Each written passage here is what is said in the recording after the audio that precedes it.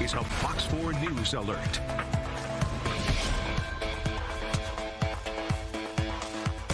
Pardon the interruption. Steve Noviello here in the Fox 4 newsroom. We wanted to break in and give you a live television update to the streaming coverage we've been providing online and on Fox Local. This is breaking news out of Dallas County. Dallas-ISD now confirming that Wilmer-Hutchins High School has been secured. This after police responded to a reported shooting there about 1 o'clock today. You can see from the pictures on your screen there is a lot to talk about. We want to get right to the ground where Stephen Dial is standing by. What can you tell us? We are still waiting for information as to how this shooting transpired. I'm going to step out of the shot so that you can see what's going on. We're on the football stadium end of the campus, so the back end of the campus, but what you're looking at right now is the front of the campus.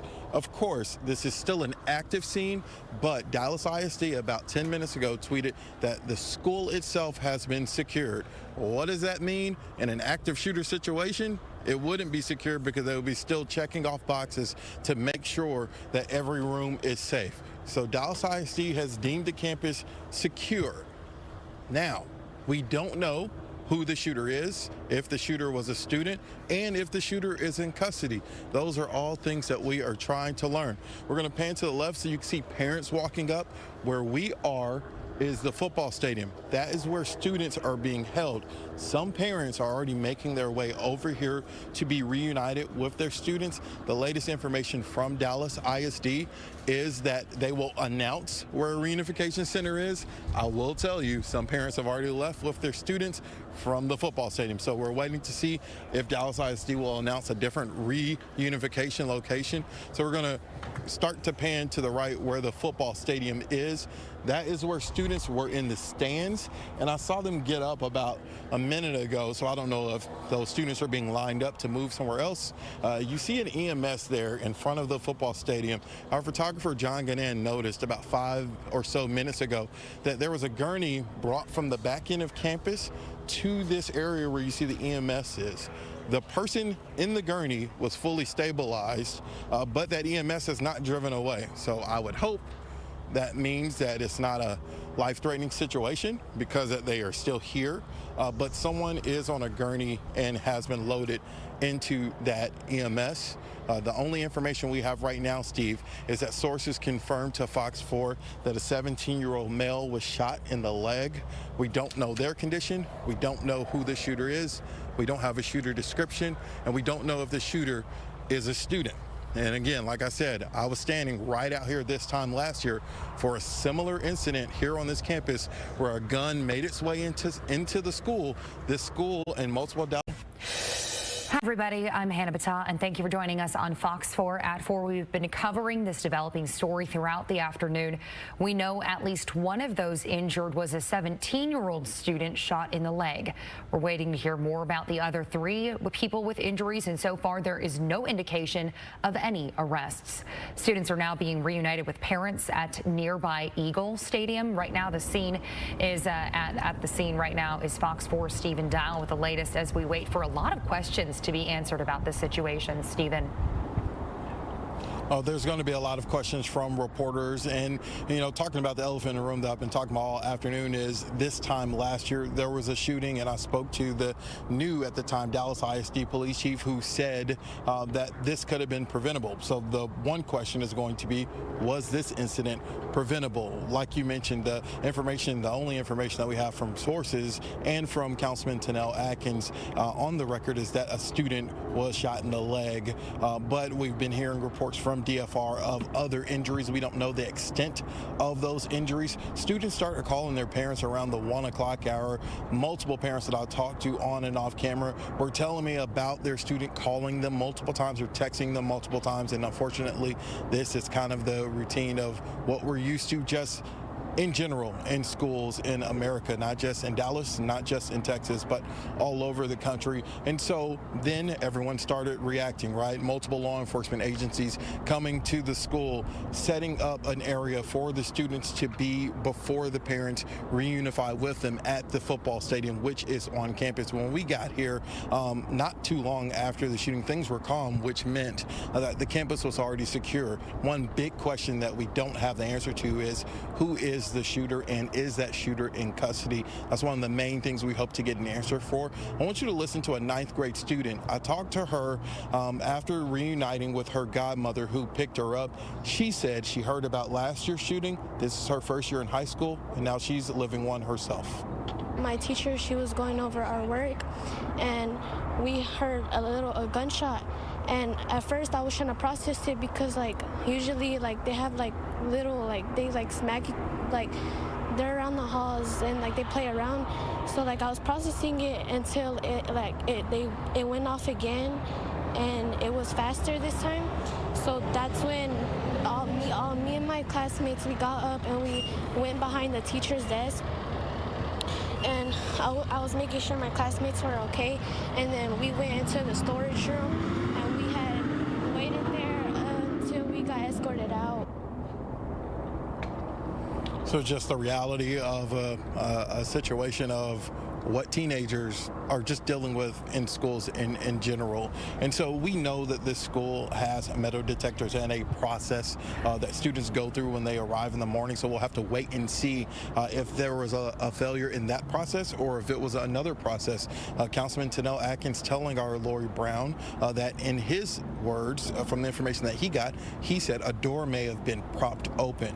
And so was this during the lunch period? Where were the checks and balances as to if a door was ajar on a campus? And so a lot of unanswered questions we're waiting for. Likely Stephanie Elizalde, the superintendent, and the dallas-isd police chief to answer questions from the media. Yeah, and Stephen, you pointed out that you are standing in nearly the same spot as you did almost exactly 1 year ago, covering that separate school shooting at the same school, Wilmer-Hutchins. Remind us what happened last spring. Yeah, so literally almost a year to the date. I think it happened a couple of days ago if you want to go by the calendar. But a student came to school late and their bag check, students have clear book bags here, but that gun was in a bag and it made its way past the entrance of the school, and then it resulted in a shooting. Now, in that case, things were able to come to a conclusion as far as a suspect being in custody and whatnot. We don't have the information about a suspect in custody in this case. We just talked to a parent about 30 minutes ago. She just moved to this area. She said it was her child's first year in this, and she said she was wondering why her child had to bring a clear book bag to school, and she said now today she understands why, because things like this happen. And so yeah, it's the unfortunate situation for the district officials that they'll have to answer. One time is a lapse in protocol. The chief at the time telling me himself this could have been prevented, and so now he's going to be faced with trying to answer how something like this happened again. Yeah, it's hard for those families, Stephen, especially the ones who are reliving from the tragedy last year. All right, thank you. Now we want to transition to Fox 4's Lori Brown. She has also been talking to parents and first responders at the high school there. Lori, what can you tell us today? Hannah, we are still waiting for Dallas-ISD to give us an official briefing about exactly what happened. There is still a huge police presence here at Wilmer-Hutchins High School. The latest information that we have from Dallas Fire is that 4 people were transported to 2 different hospitals. 1 victim is in serious condition. We're told the other 3 had non-life-threatening injuries. Jason Evans, a spokesman for Dallas Fire, said that 3 victims had gunshot wounds and a 4th appeared to be grazed by a bullet. We spoke with a mother earlier who was able to reunite with her 2 students who were inside the school when the shots rang out. I'm thinking about taking them out and putting them in homeschool. Because it's something I can't keep going through this as a parent. I'm telling you, it's very frightening to ever think about losing your child and your kids. This is terrible. But they over there now. Thank God they standing. But my heart goes out to the parents that had to deal with this tragedy today. Earlier, we spoke with Mayor Pro Tem Tanel Atkins, who said that the shooter was somehow able to get in through a side door. We're waiting for more details about exactly how that transpired. Dallas Fire also said that 3 of the people transported were between 15 and 18 years old. A fourth person's age was unknown, and we have heard that there was a 17-year-old who had a gunshot wound to his leg. It's unclear if the shooter is still on the loose in custody or one of the ones transported to the hospital. So we will continue to stand by here and let you know when we get more information. Hannah? Yeah, hopefully get some answers on those shortly. Lori Brown, thank you so much for your reporting. And we'll be sure to continue following this developing news throughout the evening. Here is a live look now from the school. We are expecting an update from dallas-isd sometime before the end of the hour. We also have more reporters there on the ground, so we'll be sure to continue checking in on this story as soon as we learn more details. So be sure to stick with Fox 4 on air and online for the very latest. Members, as many of you are aware, a shooting has occurred at a high school in my district. It's currently on the news and it's unfolding now. I humbly ask for prayers for those students, the families, the staff at the schools, the first responders, and everybody else who's going to be affected by this.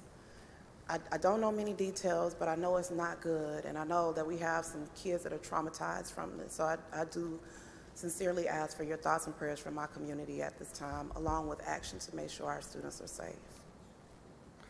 Members, will you please rise and join us in a moment of silence in recognition of this?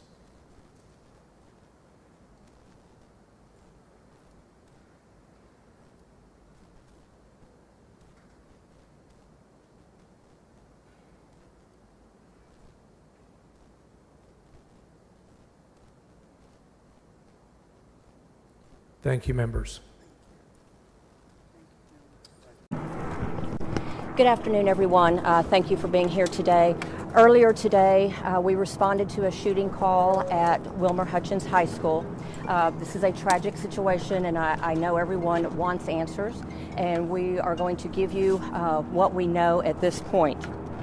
It remains a fluid investigation, and all of our law enforcement partners are helping us to work on this investigation. We had 4 students injured today and were transported to area hospitals. The suspect has not been arrested, but we have identified the suspect, and as I mentioned, we have many of our law enforcement partners helping us, and we are working on locating and arresting the suspect at this time. I'd like to now introduce Dallas-ISD Superintendent Stephanie Elizalde. Thank you, Chief.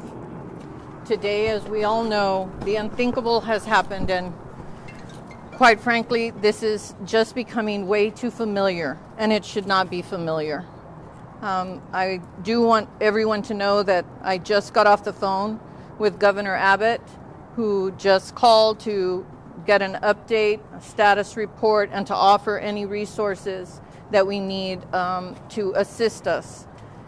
So I know that there are many questions, and we're not going to have all the answers right now because some of the information will be inaccurate. So we will do our very best because we know it is important to be always transparent.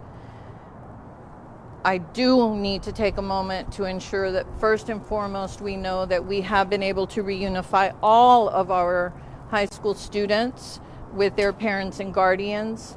The team of Dallas-ISD Police Department and our Office of Emergency Management, along with all of the agencies that assisted us in ensuring that we ensured everyone was safe. And it is important to note that within 2 minutes, of course, we already had an officer here at the high school that was able to respond immediately to the incident, followed by Wilmer Police, who were next on the scene. But I'm sure that you can tell that there were multiple agencies from the Sheriff's Department, the City Police, whether it was City Police from Dallas, City Police from Wilmer, City Police from Hutchins. Of course, DPS troopers have been here. We have the Fire and Rescue, FBI, ATF. There were a number of federal agents that were also here to provide that level of support. What I can tell you is our team worked very deliberately to ensure first and foremost that everyone was safe on campus as soon as the incident was reported, and provided of course, treatment to each of the individuals. We will have difficulty giving you any specifics, of course, because as you all know, there are laws that, keep us from being able to disclose information for minors. I also want to reiterate that we will not be having school at Wilmer-Hutchins High School for the rest of the week. We will have mental health clinicians and others available to assist anyone who would like to meet with counselors to discuss the incident. You don't ever just get used to this, and I am very aware of that. It certainly weighs very heavy on my heart, but I can't begin to imagine. As a parent myself, I'm trying to put myself in those shoes. So again, I do want to, the reason Wilmer-Hutchins Elementary was also put on lockdown was because, of course, of its close proximity. But there was not any danger to anyone at the elementary school. We will be having elementary school tomorrow and Thursday. There is no need for anyone to be concerned about safety of their children. And we will still have additional officers because, again, I want to do everything we can to provide reassurances to our parents. The last thing anyone thinks when they're bringing their children to school, whether it's a high school or whether your spouse or significant other is going to work, is to think that these things are happening. But they do happen, and they shouldn't be happening. Right now, our primary concern is to continue to provide support, ensuring our schools are safe, and we will work with all of our community to do the very best we can to ensure that everyone feels safe. It's not enough to be safe, they also have to feel safe. Again, I think I might have even left out the constable's office was another agency. I really don't want to leave anyone out because this was absolutely a team effort. And so again, we're going to be very limited, but we can take a couple of questions. What do we know about the suspect and what led up to the shooting? You just mentioned it 2 minutes ago. I'll start here. What do we know about the suspect and what led up to the shooting? We do have the identity of the suspect, but as I mentioned earlier, this is still a very fresh and fluid investigation, so I don't have any information regarding what led up to the shooting. Dr. Haynes, you mentioned a few minutes ago that there was obviously parents that you were very concerned about, making sure that they had confidence. We had parents that mentioned that security was an issue here and has been before, that at times even students were checking backpacks as a part of security to help out in the moments. How do you give parents confidence to send their kids back to school in this kind of moment? So I can tell you what we know, how the gun did not get on campus, and probably better for me to let the chief let you know I can tell you how the gun did not get on campus. So we do know that the gun did not come through during regular intake time, so it was not a failure of our staff, of our protocols, or of the machinery that we have. It did not come in through regular intake. Can you expand on that? I cannot at this time. We do appreciate your time. Thank you so much. We were only able to take 2 questions, and we appreciate your time. Thank you so much. Thank you. How it got in the first place? Thank you. Judge Jenkins, is there Suspect in a school shooting that left 4 people injured in Dallas has reportedly turned himself in. Hello, everybody. I'm Heather Hayes. And I'm Steve Eager. A law enforcement source says the suspect turned himself in late tonight after the shooting that happened early this afternoon at Wilmer-Hutchins High School in southeast Dallas. Of the 4 injured, officials say 3 of the victims were shot. The injuries range from non-life-threatening to serious. Late this afternoon, Dallas-ISD officials revealed the suspect was not yet in custody, but stopped short of saying whether the suspect was a student, how they got the gun inside, or any details about how the shooting unfolded. Fox 4's David Santendry has been in touch with the family members of the suspect, and he is live with more to tell us. David? Yeah, Stephen, Heather, a law enforcement source tells me that suspected shooter is here at the Dallas County Jail after turning himself in about an hour ago. This was supposed to take place several hours ago at an entirely different location, about a 10-minute drive from the high school over at Dallas Police Department's South Central Division. That did not happen. Some of his family members were on hand there at the police department, as well as dozens of officers just waiting to make sure that things moved safely when he drove up there and was supposed to turn himself in, but then it appears he got cold feet and went to a relative's home. Family members were communicating to us that they were going to meet him and trying to convince him to just do the right thing and turn himself in, be safe. And again, here about an hour ago, he drove himself over here to the Dallas County Jail and turned himself in, according to multiple law enforcement officials. Right now, we'll take you back to where this all began earlier today.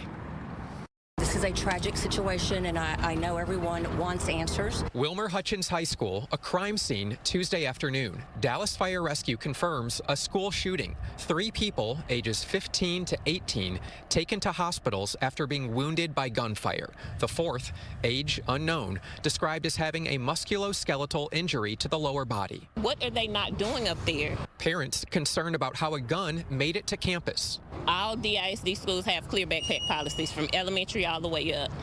So what is it that they are not looking for? We see what those backpacks look like.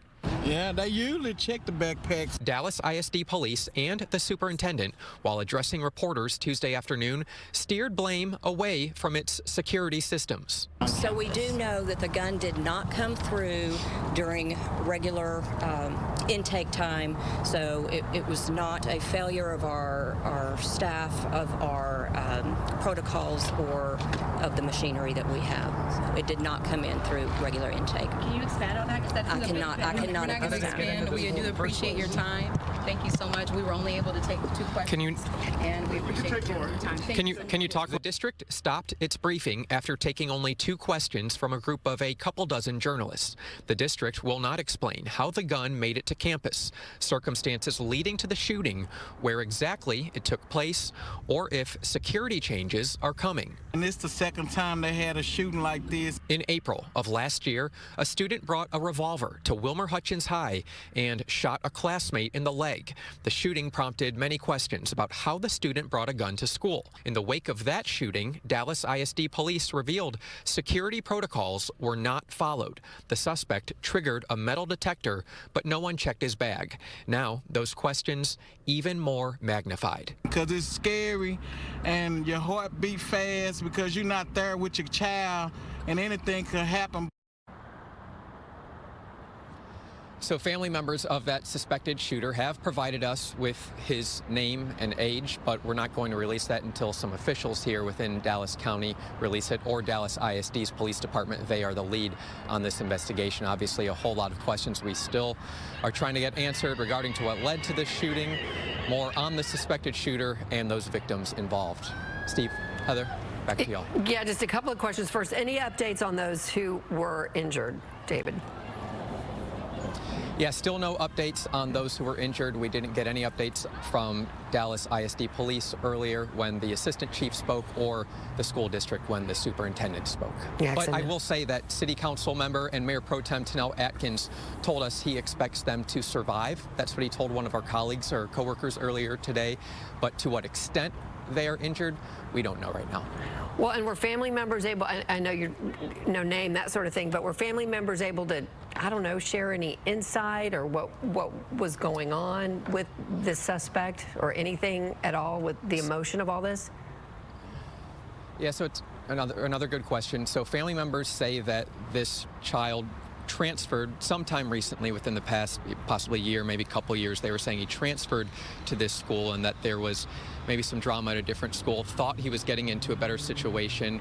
They believe he may have been a victim of bullying. That's just what the family was telling us, but you know, we have to wait and see what law enforcement tells us, any information that comes out confirmed in a police affidavit or anything like that. So probably too early to speculate. Right. So Sky 4 was overhead as students evacuated from the school and worked their way over to the nearby Eagles Stadium. That's where they reunited with families. Parents recalled the frantic phone calls and text messages they were getting from their children telling their kids to hide. That's frightening for students. This was a terrifying reminder of what happened at the same school last year. Fox 4's Peyton Yeager covered it last year and is back today covering another school shooting at the same school. Peyton. Steve and Heather, I was here all afternoon at as those students were reunited with their terrified parents. Now, students tell us this shooting took place near the cafeteria. So those students, they were taking cover in nearby bathrooms. They were taking cover in nearby classrooms. Some just found the nearest door and started running. Some students tell me they witnessed their fellow classmates being shot, and then they were taken away in ambulances to Dallas hospitals. Yeah, I heard like 3 bangs on the ground, and I thought, oh, a lunch lady drop a pad or something, right? And then after a little bit, I just heard bang after bang after bang, and everybody started running. No, but I saw blood on the floor. Gunfire inside Dallas ISD's Wilmer-Hutchins High School caused hundreds of students to look for the nearest exit. All I heard was shooting. Somebody fell, and I just started running. Police responded to the Southeast Dallas High School just after 1 p.m. Tuesday afternoon. 4 people were injured, according to Dallas Fire Rescue. The suspect took off. This student tells Fox 4 he watched a teenage boy run by his classroom bleeding. Another student passed an injured teenager. I just seen like where they was shot in their leg. I just seen that. He called me and said, "Mama, I got bullets flying around my head," and I was like frantic. As investigators ensured the school was secured, some parents watched and waited from the perimeter. Like Shauna Williams, her son called her while he was near the cafeteria. He said he saw 2 of his friends get shot. I said, hi, someplace, baby, and she said, I am, but shot someone, and I'm freaking out. Maritza Portillo texted her stepdaughter to find a safe location. Eventually, all students were reunited with their parents at the nearby football stadium. And this is like my 2nd year in high school, so both years the school got shot up. Promises of more security were made 1 year ago at Wilmer-Hutchins High after a student got a gun inside last April. Students and parents on the same campus forced to relive that panic once again. I can't keep going through this as a parent. I'm telling you, it's very frightening. Back out here live at the high school, we do have some police cruisers who are driving around the school, keeping watch and providing security. Now, classes here at Wilmer-Hutchins High School, they are canceled for the rest of the week. The nearby elementary school, that will remain open. Steve. We are learning new information about where the accused school shooter went after firing shots inside Wilmer-Hutchins High School. Dallas Fire Rescue says 4 students had gunshot wounds. Good evening, I'm Steve Eager. Hello, everybody. I'm Heather Hayes. So this is the Dallas County Jail intake video for 17-year-old Tracy Haynes Jr. He's now facing several felony charges. Today, we heard from a man who says Haynes flagged him down a few miles from the school and asked for a ride. Fox 4's Lori Brown joins us now live from Dallas with a story that you will see only here on Fox 4. Lori. Heather, Milton Nieto says that he is thankful that he and no one else was hurt after the school shooting, not knowing that a gunman was on the loose. He says he had no idea that the teen he thought he was trying to help had allegedly just shot 4 students. As I was crossing the railroad track, there was a young man that looked like he was in distress. He's panicking, waving cars down. Milton Nieto decided to try to help the 17-year-old who turned out to be Tracy Haynes Jr., now charged in the mass shooting at Wilmer-Hutchins High School. He got in the truck and he said he had just been in a wreck. I need to get to my dad is what he said. Help me out, please. It happened on Pleasant Run, just a few miles from the high school.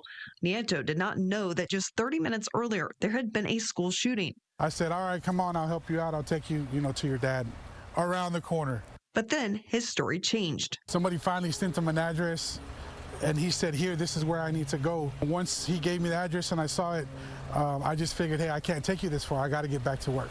Nieto says he took Haynes to the Chevron station on Avila Road in Red Oak and saw that he found someone else to take him where he wanted to go in Waxahachie. As a precaution, Nieto called police. 4 hours after the shooting, Dallas ISD revealed the shooter was still on the loose. When we turned on the news and saw you pointed at a wooded area, that's when things just started clicking. Nieto called Lancaster police back, who came to his office and showed him a photo of the suspect. Once I saw the picture that they were showing me, everything made a match and my heart just started beating a million miles per hour. Knowing things could have taken a dangerous turn. And they asked me, did you see a weapon? And I was like, oh my God, no, but he did have a hoodie that he was carrying like this. Hours later at 9 p.m., Haynes finally turned himself in. The video captured by social media live streamer Smash the Topic. After Haynes was booked, details emerged from the arrest affidavit matching surveillance images from the school obtained by Fox 4. According to the document, an unidentified student let Haynes in an unsecured door at 1:03 p.m. He began firing at students indiscriminately, approaching one student who was unable to run and appearing to take a point-blank shot. Dallas Fire Rescue says 4 students were treated for gunshot injuries, none believed to be life-threatening. Dallas ISD did not address the issue of door security at a media briefing Tuesday afternoon, but Craig Miller, former Dallas ISD police chief and now a school safety expert, pointed to one solution at another district that experienced a mass shooting. To audibly alarm all the exterior doors, put a camera at those exterior doors so that you know who's coming and who's going in and out of those doors when they shouldn't be.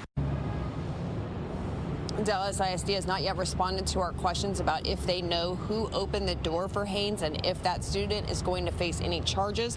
They also have not answered our questions about why it took 4 hours to tell the public that a gunman was on the loose and how they knew if the campus was safe for the reunification process. Heather. A lot of questions. Lori Brown, thank you. Haynes is facing multiple charges, including aggravated assault in a mass shooting. Fox 4's Peyton Yeager, live with the latest on what we know. Peyton. Stephen, Heather, first and foremost, we have an update on the 4 victims shot. 2 have been released from the hospital and 2 remain in the hospital this evening. Meanwhile, 17-year-old Tracy Haynes, he is here at the Dallas County Jail facing the charge of aggravated assault mass shooting. It ain't bad.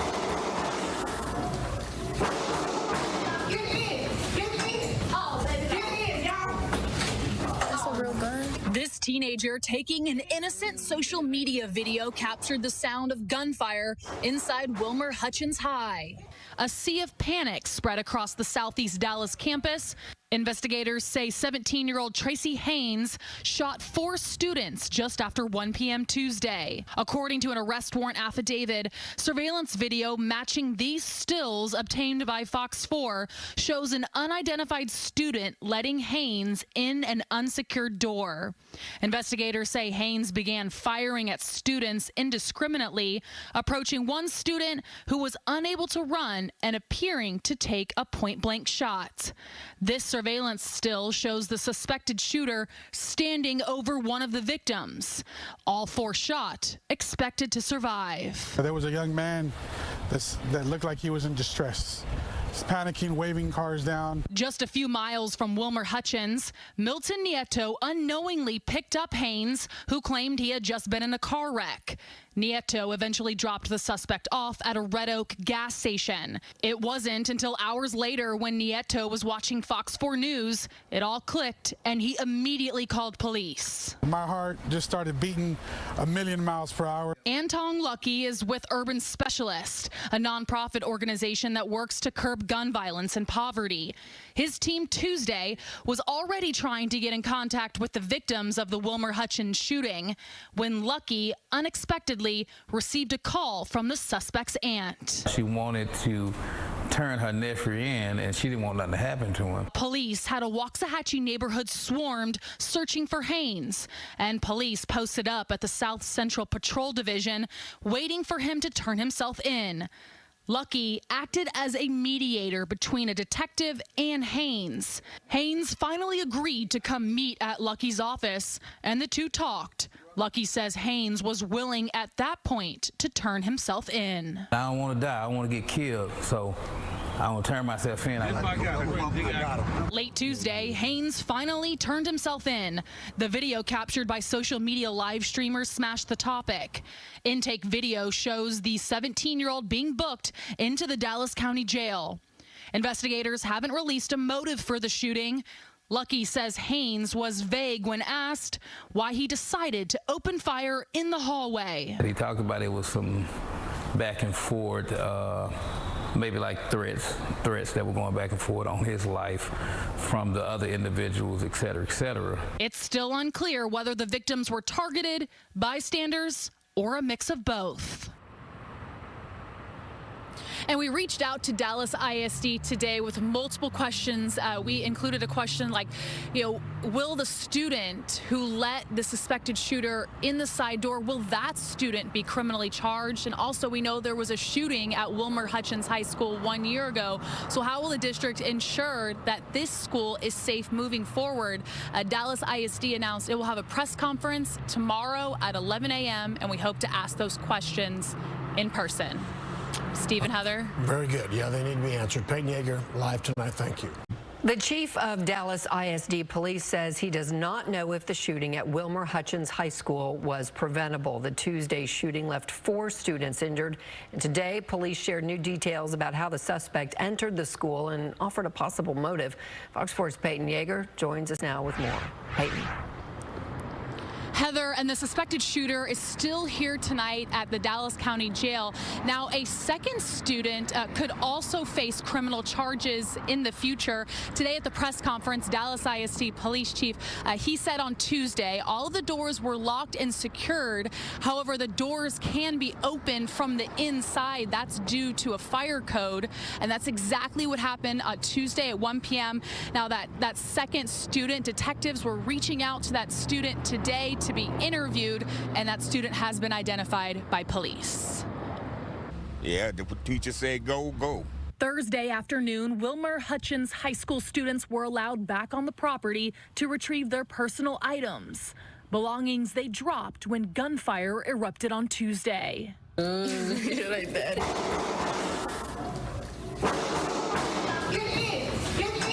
And parents like Willie Meredith received that terrifying phone call. He said, hey, they shooting up here. I said, I'm on my way. Meredith, a graduate of Wilmer-Hutchins High himself. He wants his freshman son, Antoine, to follow in his footsteps. But the confusion on security has him questioning his son's next 3 years. I'm blank. You know, you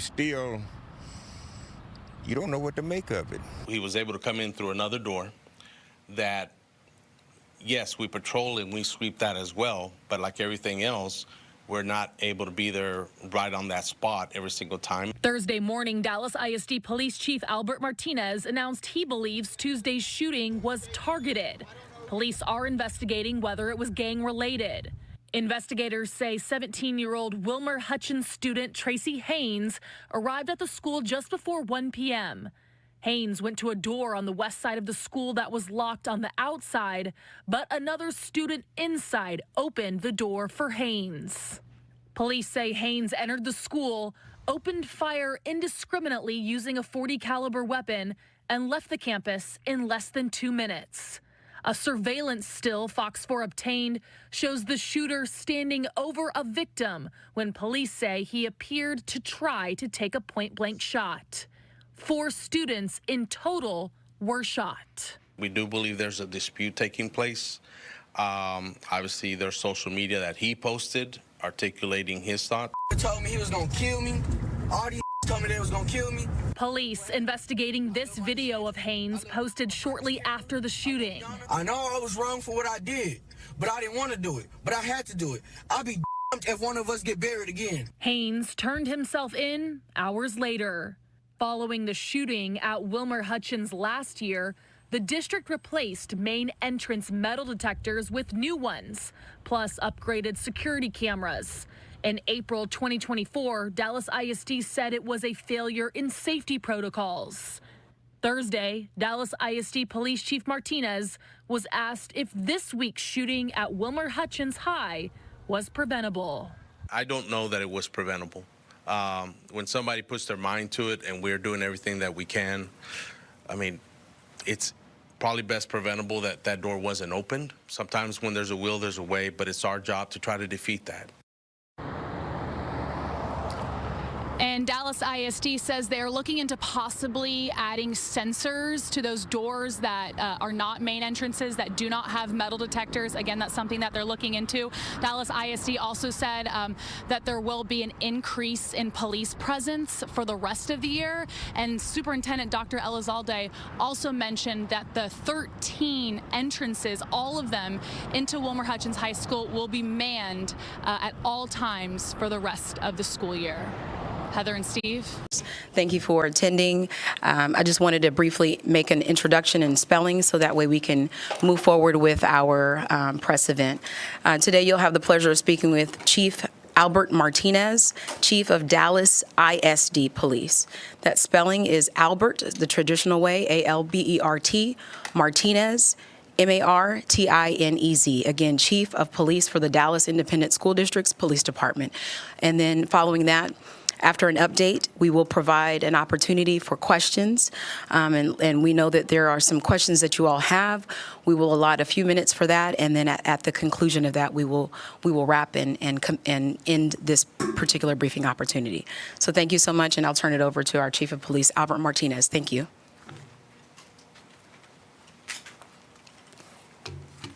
Thank you, Robin.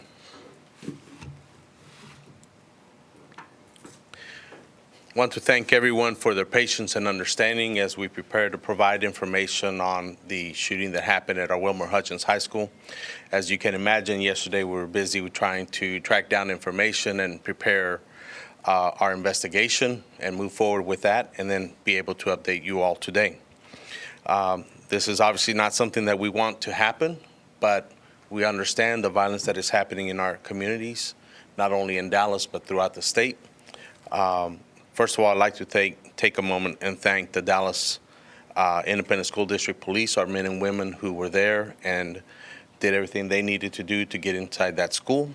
The Dallas Police Department, the Texas Department of Public Safety, DART Police, Dallas County Sheriff's Office, the Hutchins Police Department, the Dallas Fire Rescue, the ATF, the FBI, Dallas Constable's Office, and the Dallas County Marshal's Office. The Dallas Independent School District Police is the lead investigative agency in this shooting. We are committed to making our schools the safe haven that we all expect. Safety is everyone's responsibility, and it starts in our communities and continues on in our schools. Dallas-ISD Police and Security and the district schools monitoring teams spend an enormous time training, along with carrying out those monitoring duties, ensuring that our safety and security is taking place in these schools, including Wilmer-Hutchins, and reviewing our safety protocols on how we can be better.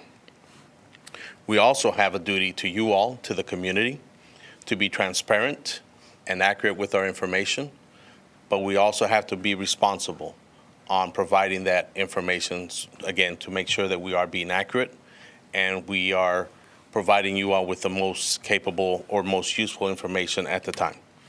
Of course, it takes time to gain an accurate picture of what happened.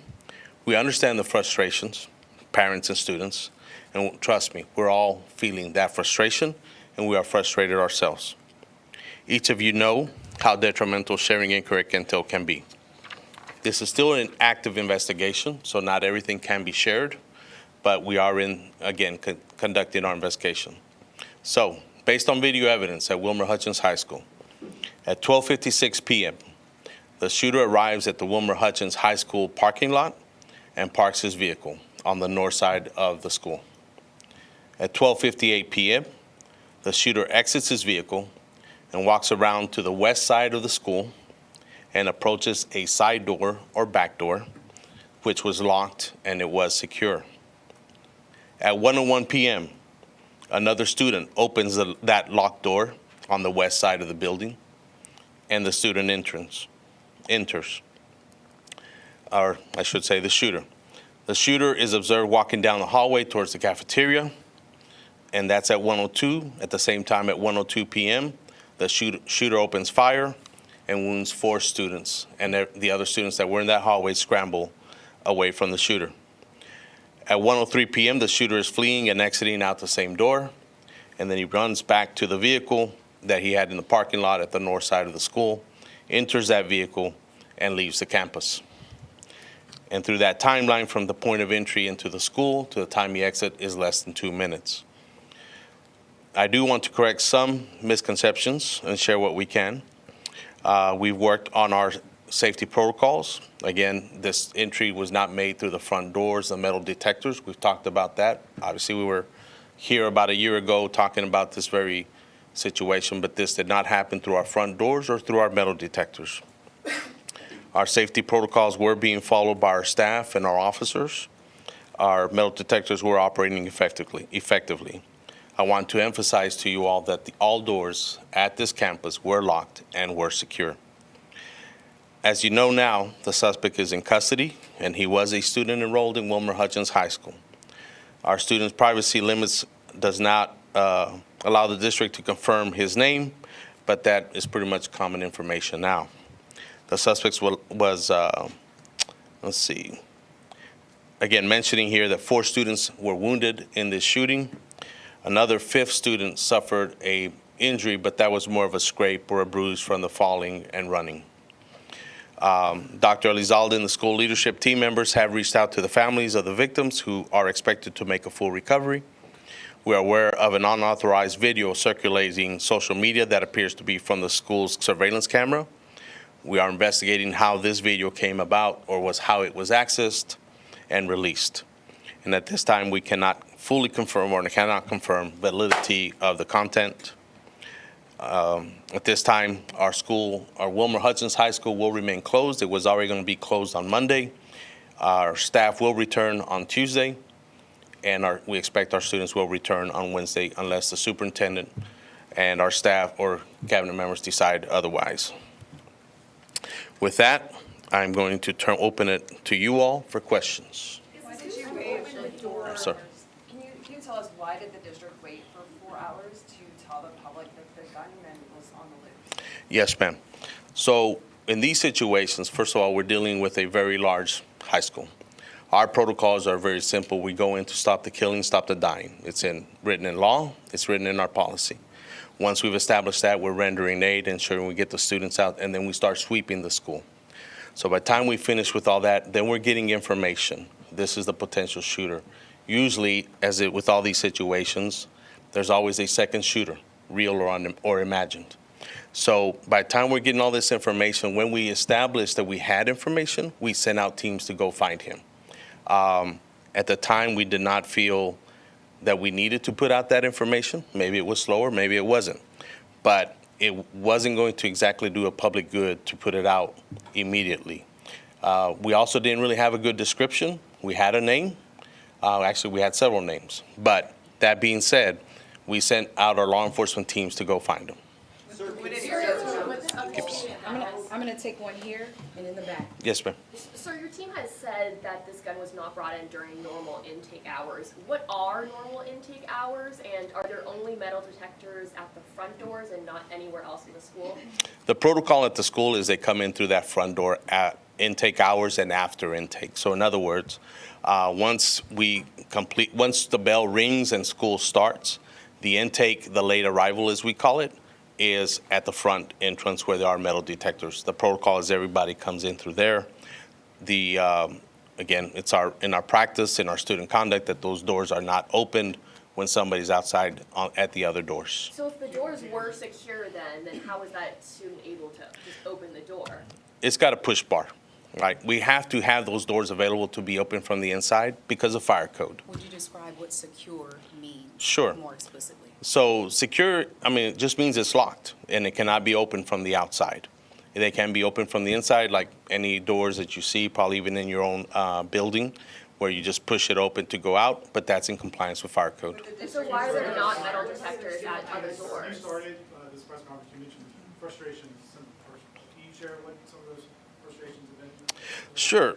It's we've worked very hard, as you all know. Again, we were having this conversation a year ago, and what I mentioned to you all when we were talking or being interviewed, we talked about safety protocols, the things that we're doing. We did those things.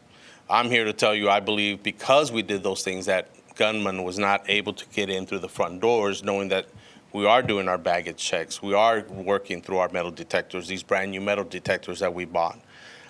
We do sweeps, we do audits. We're doing all the things that we're expected to do. And what's frustrating is that he was able to come in through another door that, yes, we patrol and we sweep that as well, but like everything else, we're not able to be there right on that spot every single time, and there's a lot of entry doors into this high school, like many high schools. I'm gonna second. Listen, I'm gonna make sure we have everyone's questions answered. But we'll start here. I'm coming here, and then you. That'd be great. Yes. Yeah.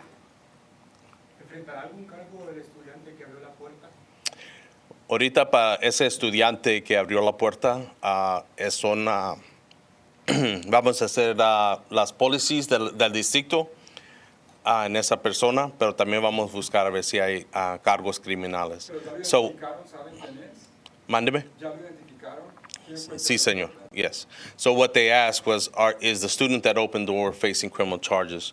That student did violate code of conduct of our handbook, so he will face administrative penalties. But that is also incorporated in our criminal investigation, and we'll determine if there will be criminal charges. One right here, back there, green shirt. You mentioned we were here a year ago talking about an incident at this same high school, and the superintendent said we're going to do everything to make sure this doesn't happen again. Now that it has, what would you say to parents who don't trust their students will be safe at this school? Well, first of all, we recognize that feeling. We understand. But second, we've been working on these protocols continuously. It's not ever stale, right? What you will see different is, as we continue through the school year, is more police and security. We're increasing staffing. We're also adding school leadership. But in the meantime, that's the front end. We want them to be assured that we are keeping it safe. But at the same time, we're going back to the drawing board and what else can we do through technology, through personnel, through our procedures and our processes of how do we enhance this. Plus, the other part is we have a large student body there. How do we incorporate them better in the safety and security? I'll give you an example. We just recognized a fourth grader 10 days ago or maybe 2 weeks ago for recognizing at another school that somebody was trying to come in through the back door. A fourth grader recognizing this person shouldn't be allowed in and goes tells an adult. Here we have somebody much older, and I get it, it's the teenage ways of thinking, but we have to keep emphasizing that we're all responsible for that safety. I'm gonna go right here. I'm going right here, and then green shirt. Mándeme. Dicen que no quieren regresar el miércoles. ¿Usted puede garantizar que la seguridad en las escuelas del Distrito Escolar de Dallas es la adecuada? Y doctora, una pregunta para usted también. Padres de familia indicaron que no fueron notificados de lo que ocurría en la escuela. ¿Cuál es el protocolo de notificación para los padres? Yeah, so sí, vamos a garantir que vamos a estar ahí y proteger la escuela, porque ahorita estamos en el medio de testing. Y queremos que sepan los padres y los estudiantes que van a estar, la seguridad está ahí. Como le digo, ahorita estamos haciendo todo lo que podemos antes de esto y también ahorita y después. Green. Yeah, we've obviously already invested in metal detectors. This is another incident similar to one where shooters are getting in through side doors. I mean, how do we prevent this from happening? This could have been a lot worse. Absolutely. I can tell you that there are metal detectors there, but we don't allow intake there, right? We've even talked about putting sensors on the doors. Can you remove the handles from the outside of the doors? But there's a fire code, and that's a balance. And we run into that with DFR inspections to ensure that there's an ability, if we have a fire alarm happen or an actual fire, they have to be able to get out. We can't go back to the days of chaining those doors and nobody can get out, nobody can get in. And that's the balance that we're facing. I'm gonna go right here. We've already gotten to you. I'll get here and white, and we'll try to circle back. Yeah. After last year's shooting, Superintendent Elizalde pointed out the vulnerabilities of the many doors in the school, and so that you would work with the school to identify those and conduct an after-action review. What were the results of that review? Did anything change? Well, again, those doors remain locked. I can tell you, without getting way too deep into it for safety and security, our maintenance staff conduct sweeps of those doors to ensure they're locked. We actually get penalties from the state, or at least through their audits, if they find that a door is not closing properly. Our police and security conduct those sweeps as well. Our staff are constantly monitoring those doors. We have outside patrols when we have our patrol officers coming through. So those protocols are in place. And then now again, can we be there 24/7? No, we cannot, or through the entire school day. But how do we make that better through those sensors? How do we leverage the technology? KERA. Do we know what led the student to return back to campus with the gun? Some other students were saying that it was over a dice game. He already had a knife on campus but left and returned to bring the firearm. We don't have that information as to the why, the motivation, right? We do believe there's a dispute taking place. Obviously, there's social media that he posted articulating his thoughts, and we are looking into that. But to officially tell you the why, we don't have that at this point. Testigos nos dicen que dentro de esta escuela hay una disputa interna entre pandillas estudiantiles. ¿Ustedes tienen esta información y la pueden confirmar?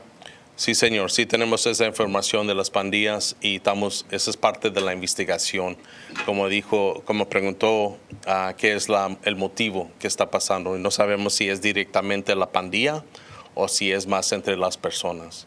So the question that was asked was, there's reports of that this is actually a gang dispute, and are we aware? So yes, we are aware of the gang dispute. We are working with the Dallas Police Department. We're not sure if this is actually a gang dispute or is there something more involved to this, but that is part of our investigation. No, sir. Okay. Yeah. I'll go right here. I know that folks talking about just frustration of parents, and as well as I know that we're going through a holiday weekend, kind of regrouping. What happens next? I know that school's off. They don't. I think you said staff comes back Tuesday, and then students come back Wednesday. So what do we do now? Like what happens now? So on the front end, you will see again a larger police presence. The superintendent has made decisions to bring in other school leaders into the campus, as well as additional staff, so that we can increase our presence, so that we can establish a stronger presence around checking the schools and providing support to the school. At the same time, while we're doing that, we will, again, going back to the drawing board and look at what else can we do better? The buzzers on the doors, right? And then if that happens, how do we react to it? You know, most of y'all know I served 30 years, almost 30 years with the Dallas Police Department. Well, part of the reason why we never went to ShotSpotter, unlike Chicago, is because we don't have the density, but we didn't have the police officers to go respond because Chicago does that when you're immediately there. So we got to put those protocols in place that if that buzzer goes off, we need to be there within a minute. And that may mean a teacher coming out of a classroom. And I'm just trying to give you details of how we would react faster so we can see. Those are the things we do. Yes, ma'am. And so with regard to like immediately, like today, our support departments are gathering together with regard to what do we need to do also to support staff when they're returning on Tuesday. And so everyone from both on the school leadership side, from our mental health side, we will absolutely have additional staff members. Our chief of police alluded to the number of doors, and I don't remember off the top of my head the number of doors, but there are, you know, because you'll have one entrance. I know you all have all the angles, you know, like one entrance has 8 side-by-side doors, right? But when we collectively yesterday at our first debrief with all the team members, there are actually 13 entrances, if you will, with the multiple doors. So we will be putting 13 additional staff members from now until the end of the school year at each of those entrances, so that I can guarantee that another student cannot open one of these doors from the inside and let anyone unauthorized in. So that's one of the things that we'll be doing. But we also want, the staff needs to be a part of that conversation, needs to be a part of helping us. So I just want to make sure that I made that clear. And we'll go back to some others.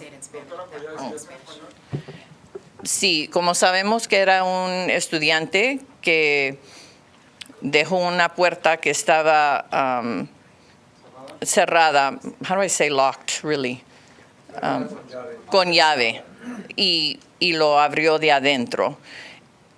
Hay 13 lugares, hay muchas más puertas, pero hay 13 lugares donde alguien puede entrar al edificio. Vamos a poner personas del Distrito Central. Del resto del año voy a poner 13 personas en cada uno de esos lugares para que de este momento en adelante un estudiante u otra persona no puede dejar que una persona entre de afuera. Eso le puedo garantizar que eso no va a poder pasar para el resto del año. I'm going to go Larry. I'm going to Larry Collins, and then this gentleman here on this side. Larry Collins, and right here. Thank you. Larry first, please. Sure, that yes. A little bit talk about the student who Yes, opened sir. that door. We do understand they could face prosecution as well. But where are you in identifying that student? Has that student been identified? Have they been interviewed? What can you tell us about that process? The student that opened the door specifically has been identified through school leadership. Our detectives are actually reaching out today, if they haven't already, to conduct an interview. I have this gentleman here, and then we'll go to Lori. Just to clarify, police presence will be increased. Is that permanent or just next week? Do we know the kind of weapon? And what was the timeline for him being inside? Yes, sir. So we'll be there through the rest of the school year. Again, this is to put that presence forward, and then we'll circle back and see how else we can do better. Right? We are waiting on the state funding, as you all are aware, and our superintendent has been very active in that. In and out, 2 minutes, less than 2 minutes. And the weapon for what we received yesterday was a .40 caliber weapon. No, ma'am. Lori, and then here and here. A couple questions. Were the students that were hit targeted, or does it appear to be random?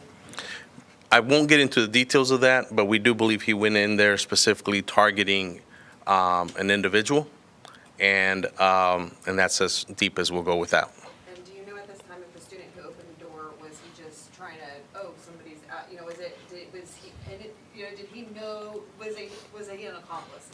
Right. That's what we're investigating. How deep is the culpability there? Yes, ma'am. Sir, after last year's incident, you did an after-action review. Mm-hmm. Did that after-action review identify these 13 entrances around the school as a potential vulnerability, and did you take action then about this?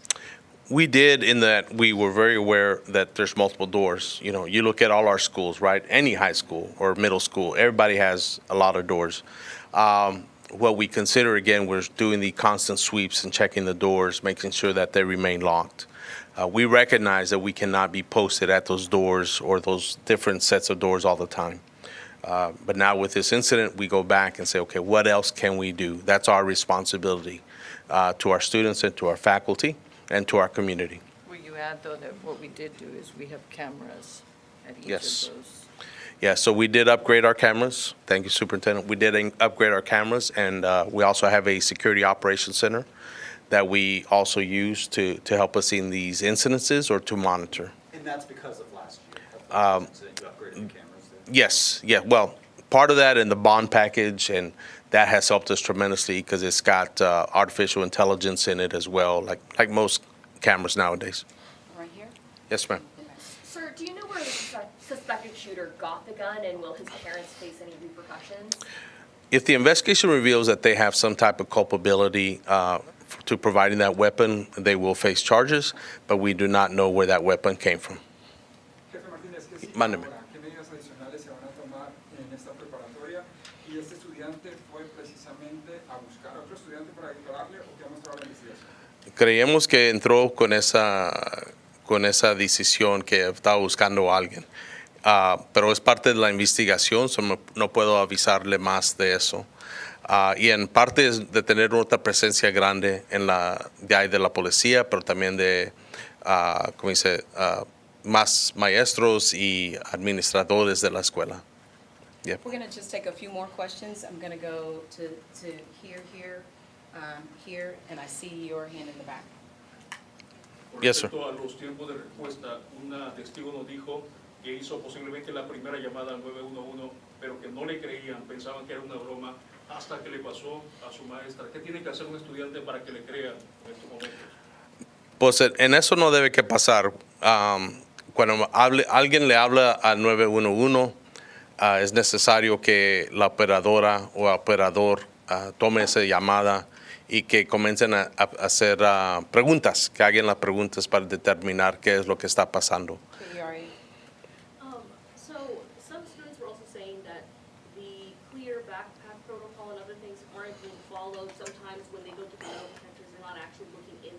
impacts? And again, have we confirmed that the student already had a knife on him when he came to school? We cannot confirm that. This is the first that I've heard of that, but we will be looking into it, and we'll, again, review our videos and see. Students saying that the clear backpack and other protocols aren't being followed. That's being looked at as well, but that will be an administrative process. Right here. So are you confirming that the student was already at the school earlier in the day? I cannot confirm that. No, ma'am. We'll have to review the video to see if he was actually there. Okay, we're this gentleman here, and we'll, 3 more questions, and that's it, right here, and we'll close out. In your professional opinion, was this preventable? It's a good question. I don't know that it was preventable. When somebody puts their mind to it and we're doing everything that we can, I mean, it's probably best preventable that that door wasn't opened. Again, student may not have any criminal culpability in it, right? But that's why we have it in the student code of conduct and such. Sometimes when there's a will, there's a way, but it's our job to try to defeat that, you know. Yes, sir. Chief, a follow-up to that same question asked a different way. Is there anything unique about Wilmer-Hutchins High School where what happened on Tuesday could be applicable to any school across the larger district that you may have to look at? No, but again, David, as you know, I've served almost those 30 years with Dallas Police Department. Our community there goes through a lot, and this is our obligation to them, to protect them, to safeguard, to make it a safe haven. I mean, there's a lot of good students there, really. The programs that are offered there, the college career, military readiness, so many of those students are there just for an education and to elevate themselves just like we want, and we want for our own children.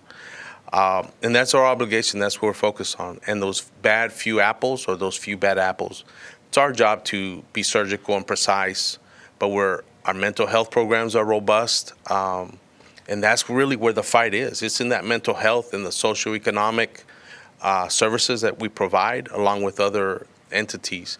That's how we prevent school shootings. We got to connect. You know, one of the theories out there, or maybe it's reality, the way we prevent school shootings is by having a student that can connect to at least one person, whether it's a teacher, a police officer, another student, a football team member, or a chess club member, anything, so that they feel connected. And that's where the bottom line is for us, not just the law enforcement side, but through our school leadership and police department.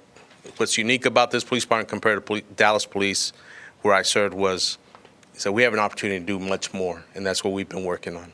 We're gonna do this last question here. Yes, sir. Chief, in the immediate aftermath, we talked to students who said that their teachers leapt into action immediately, blocking doors, telling them to hide in the corner, and saying that they would stand in front of their students if the gunman came into their classroom. Absolutely. What do you think hearing that, and are teachers trained to do that? Yes, sir. We go through that training every year. We talk about it. We have the Raptor alert. We have all these protocols. That is key, because in a real sense, they are the first responder, right? I mean, we did have a police officer on campus and a public safety officer, and they have a job to do. But our teachers, as you said, will do everything they can.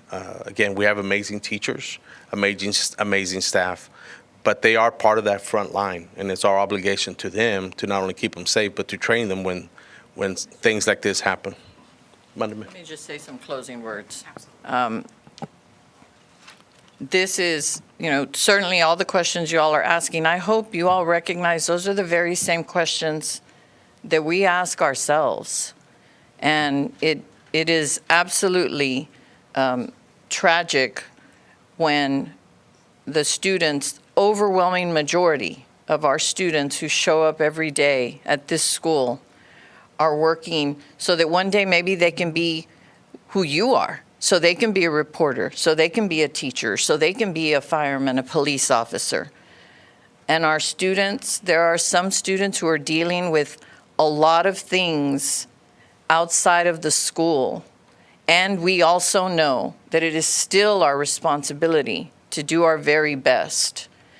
Those doors, I just need to reiterate, those doors by law have to be able to be opened from the inside, because you all would be right back here if some other tragedy occurs. and those doors were not able to be opened, and kids and adults needed to exit. So while there are certainly many things that, again, we will go back and we will look, this is an instance where someone had something they were intent on doing.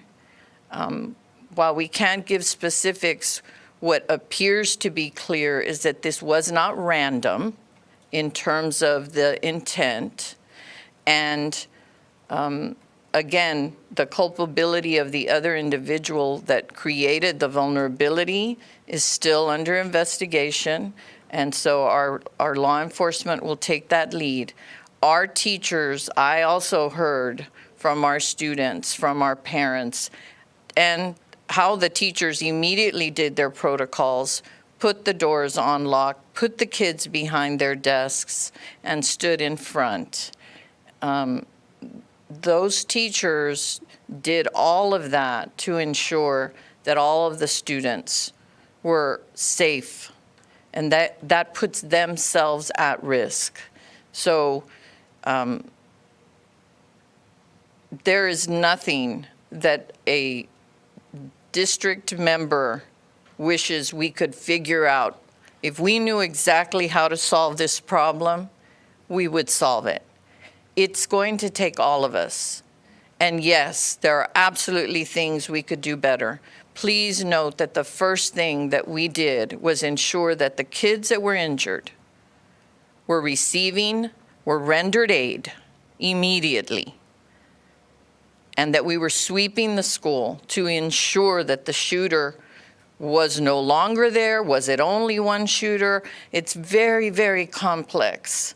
And we appreciate your all's patience. We want to give accurate information. We want to be transparent. You all have experienced with other recent events what happens when information gets out that isn't accurate. And so it's very, very challenging to try to get as much information to you as possible. And this is a very, very heavy feeling for everyone, but I also want us to remember it cannot be heavier for any of us than it is for our families, for our students, and for the staff of that school. They have endured. And so we're going to put additional staff members there, from central office staff members to additional police presence. And I want to reiterate, since there are 13 different avenues of multiple doors, we will have staff that will be there for the last 23 school days throughout the entire day. It's not just going to be when the students arrive. They will be there the entire time that the school is in session, so that this one vulnerability that we now see, we can do something about that from now until the end of the school year. And we also know it's something we're going to have to consider, that the entire state, the entire country has to consider at every single school, because Wilmer-Hutchins is not unique in terms of how many doors you have. So thank you very much. Thank you. At this time, we won't take any further questions. We're going to wrap, but we appreciate you for coming out, and thank you again for your patience and understanding. Feel free to reach out to our team members who, if you have additional questions, will be standing by to help provide clarity as needed. Thank you so much.